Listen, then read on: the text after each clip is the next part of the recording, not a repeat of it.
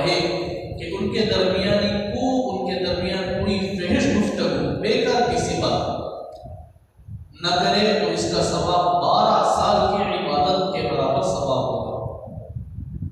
12 साल इबादत कर लो रहे तो कितना बड़ा सवाब। यहाँ पहले बोल रही दरमियान में कोई फहश गुफ्तगू बेजरूरत बातें फोन में उठा चैटिंग कर लेना वन मिनट को कहते भी बोल रहे तो उधर बातें वो सुन नहीं। अब यहाँ ऐलान हो गया अध्यक्ष का, हमें 6-7 रकात पढ़ लेते हैं, अध्यक्ष भी होता है मुलाकात को नहीं चल जाती जैसे आप बैठे से या बेकार किसी बातें नहीं चलती तो ये ख़त्म करने तक पढ़ लेते या आपको पढ़ने के बाद भी आराम से मजलिस मिलती है तो पढ़ लेते।